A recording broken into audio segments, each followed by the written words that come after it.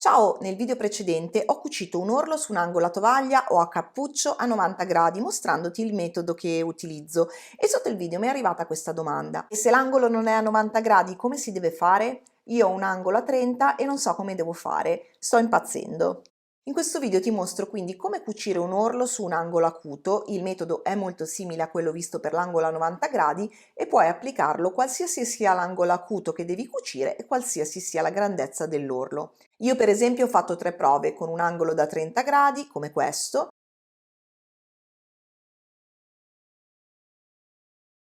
con un angolo da 60 gradi come questo,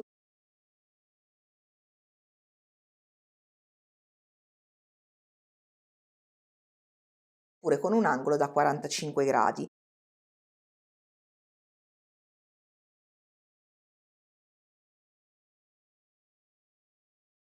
Ho realizzato un orlo da 3 centimetri per tutti questi angoli, ma il metodo va benissimo per qualsiasi altezza dell'orlo, quindi anche da 1 centimetro, 2 centimetri, 3 centimetri, 4. Puoi scegliere l'altezza. Prima di mostrarti come cucio questi angoli, ti ricordo che se vuoi imparare a cucire i tuoi capi o i tuoi accessori e migliorare la tua tecnica, trovi i miei corsi di cucito online su www.cucitoespresso.it.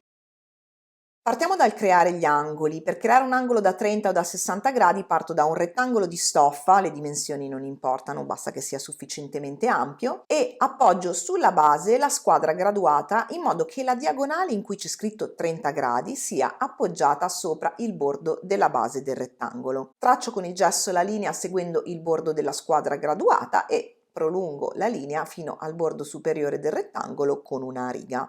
Taglio poi con le forbici sulla linea appena tracciata e ho ottenuto un angolo da 30 gradi, eccolo, e un angolo da 60 gradi, eccolo. Per creare invece un angolo da 45 gradi parto da un quadrato di stoffa, traccio a gesso una diagonale del quadrato, tracciando una linea da angolo a angolo con il gesso e aiutandomi con una riga. Taglio poi con le forbici seguendo la linea a gesso. Ecco qui l'angolo a 45 gradi. Una volta creati questi angoli puoi allenarti con questi pezzi di stoffa. Il metodo per creare un orlo su un angolo acuto è lo stesso identico per tutti e tre gli angoli. Risvolta e pressa con il ferro da stiro verso il rovescio, il margine a 1 centimetro. Risvolta e pressa una seconda volta con il ferro da stiro verso il rovescio, il margine all'altezza dell'orlo che desideri realizzare. Per esempio può essere 1 centimetro, 2 centimetri, 3 centimetri o 4 centimetri. Io farò tutti gli angoli con orlo 3 centimetri in modo che poi li possa confrontare, ma puoi fare diverse prove anche con altezze differenti, il metodo non cambia.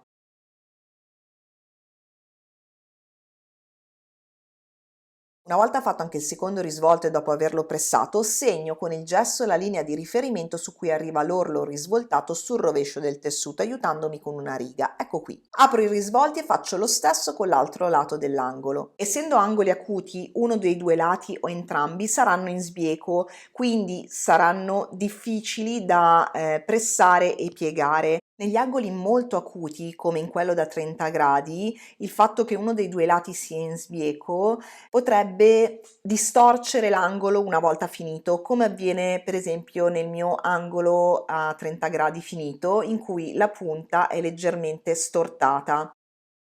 Per evitare queste due cose, quindi la difficoltà nel pressare l'orlo nell'angolo e il fatto che la punta dell'angolo non sia dritta una volta finito l'orlo, consiglio di stabilizzare preventivamente tutti gli orli, sia quello in dritto filo sia quello in sbieco o entrambi i bordi dell'angolo in sbieco, con una teletta termoadesiva in modo da evitare che il tessuto si deformi durante la pressatura e durante la cucitura e il risvolto dell'angolo. Anche in questo caso traccio a gesso il punto dove arriva l'orlo aiutandomi con una riga. Ecco qui. Ho due incroci di linee. Quello fatto a gesso, che sarà il punto in cui si incrociano i bordi superiori dei margini risvoltati una volta creato l'angolo,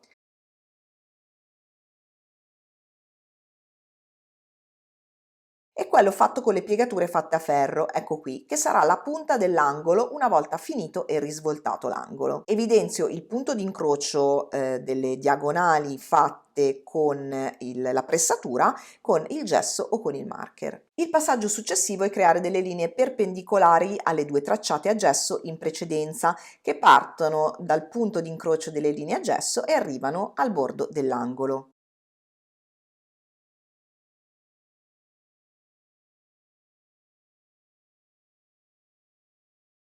Lo faccio su entrambi i bordi.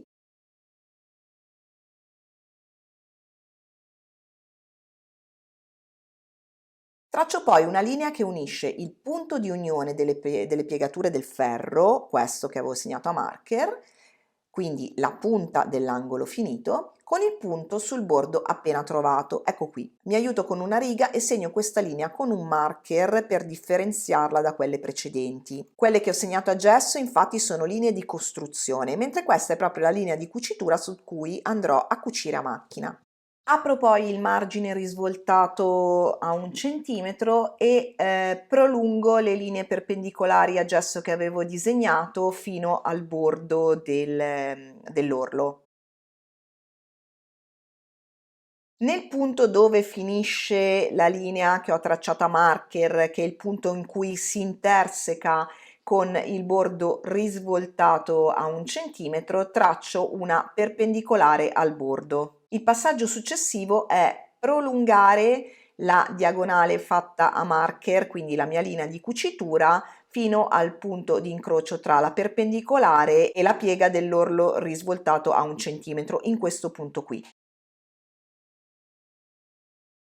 Disegno poi una linea diagonale che passa da questo punto sul bordo a questo sulla piega del tessuto a 1 centimetro. Ecco qui. Questa è la linea di cucitura specchiata che ho disegnato sul dritto del bordo piegato a 1 centimetro. Eccola qui.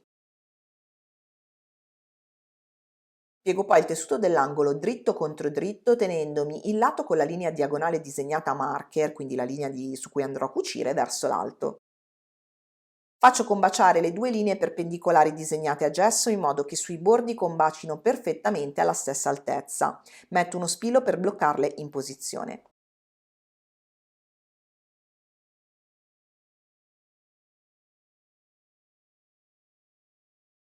Faccio combaciare i margini dell'angolo e metto uno spillo per bloccare il tessuto anche vicino all'apice. Aggiungo poi se voglio uno spillo intermedio, per esempio nell'angolo a 30 gradi che è molto lungo, posso aggiungere uno spillo intermedio. Questa marker è la linea su cui andrò a cucire a macchina. A macchina infilo l'ago alla partenza superiore della V in modo che sia sulla linea. Affranco facendo avanti e indietro con l'ago.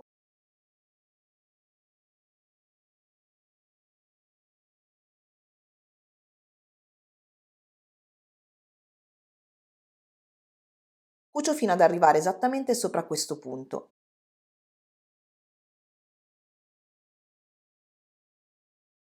Una volta arrivata al punto mi fermo e con l'ago all'interno del tessuto tiro sul piedino premistoffa e ruoto la stoffa in modo da mettere l'altra diagonale della V dritta rispetto al lago. Tiro giù il piedino premistoffa e vado avanti a cucire. Alla fine affranco.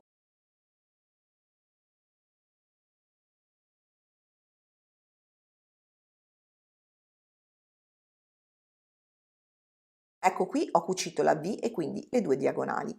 Taglio i fili in eccesso. Taglio poi i margini lasciando circa 5 mm in questo modo, seguendo le due diagonali cucite. Taglio questo piccolo angolo e taglio quest'altro piccolo angolo riducendoli entrambi.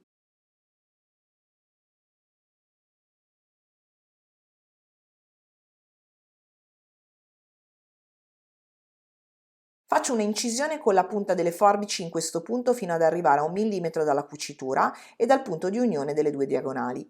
Con la punta del ferro cerco di aprire i piccoli margini e pressarli. Lo faccio per entrambe le diagonali.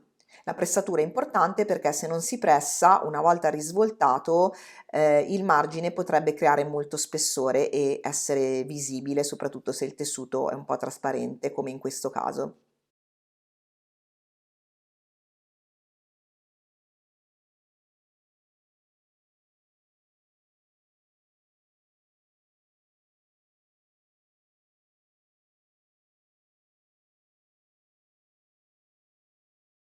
Rigiro poi l'angolo e mi aiuta a spingere la punta in fuori grazie a un forma-angoli. Con gli angoli a 45 gradi o a 60 gradi basterà probabilmente usare il giraangoli. Con l'angolo da 30 gradi, per tirare bene fuori tutto il tessuto, essendo un angolo molto stretto, si farà molta fatica e bisognerà procedere con l'aiuto di uno spillo, cercando di tirare fuori delicatamente il tessuto, senza però, attenzione, tirare i fili del tessuto.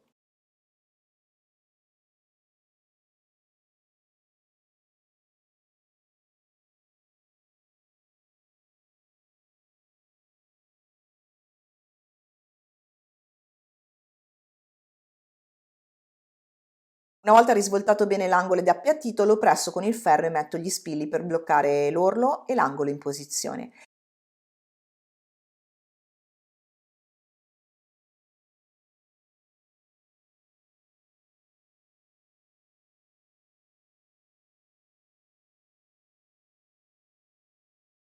A macchina monto il piedino per cerniere, che in questo caso non utilizzerò per cucire una cerniera, ma come piedino guida per cucire a 1 mm dal bordo dell'orlo. Posso utilizzare tanti altri piedini, ma ho scelto il piedino per cerniere perché è quello che di solito è sempre in dotazione con la macchina. Quindi tutti, oltre al piedino standard, dovreste avere anche il piedino per cerniere. Monto il piedino sulla guida a sinistra del piedino per cerniere. Tengo come riferimento il bordo del piedino. Il bordo dell'orlo deve stare sempre sotto questo margine per cucire dritto.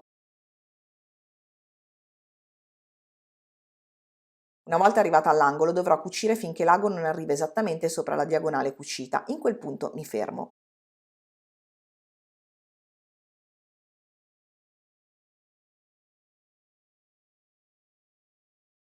Eccolo, ago nel tessuto, tiro sul piedino premistoffa, ruoto il tessuto in modo che il nuovo bordo sia esattamente sopra la fine sinistra del piedino per cerniere. Tiro giù il piedino premistoffa e proseguo la cucitura.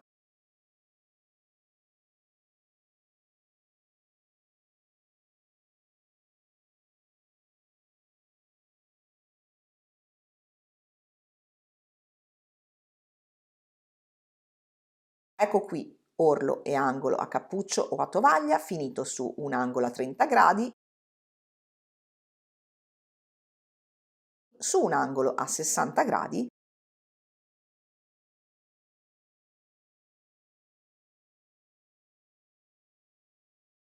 e su un angolo a 45 gradi.